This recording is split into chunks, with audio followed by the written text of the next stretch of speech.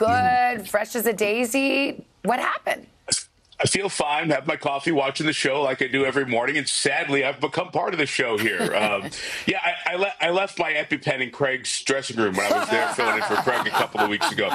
So that's what really happened. No, in all seriousness, and it is serious, I've had a nut allergy my whole life, and I'm usually very, very careful. As a matter of fact, when I was in doing the show for a few days, one of the things I pointed out was if we have a cooking segment, I have a nut allergy, so I don't want to eat anything with nuts. And usually you go to a restaurant, you ask, I bring it up on a regular basis.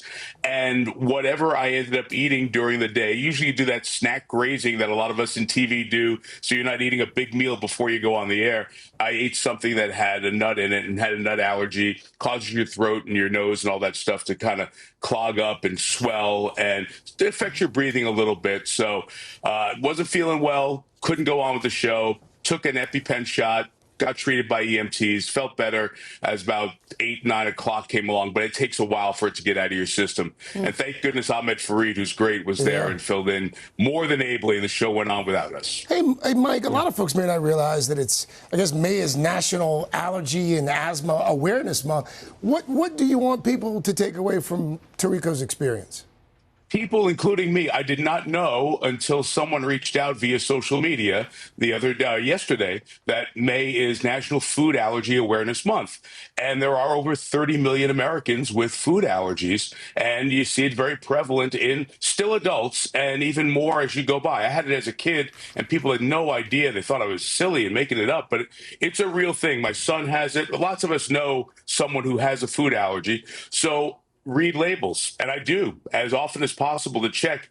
Sometimes it'll say made in a factory where nuts are present. You got to be really careful about that stuff. There is possibility for cross-contamination. So not only ask questions, but if you're hosting people for dinners, let them know if there are anything made with nuts. Restaurants are great about it now, folks. So ask, inquire, be curious, and be courteous to those who have nut allergies or other food allergies. There are many, obviously, around the country. You know, Mike, you were obviously, America was very concerned watching you over the weekend. It was, speaking of social media, can't imagine what the response was. One that caught my eye was from @Illinois Golfer, who wrote, "Sounds like Mike Tirico has a cold. Just don't get a shot from anyone in the barn."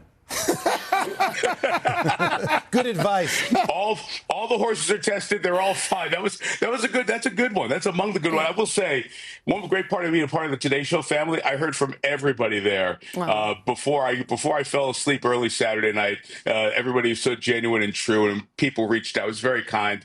Embarrassed by the attention, but glad we can say, one, I'm feeling great. Good. Two, I'm scheduled to start the Preakness in a couple of weeks. Just like sovereignty, you're making a comeback. Yes. Hopefully, yeah, and three, lucky to be surrounded by great folks. Well, we love you. Yeah, you got to take care. We need you, Mike Tirico. Even Al was concerned about you.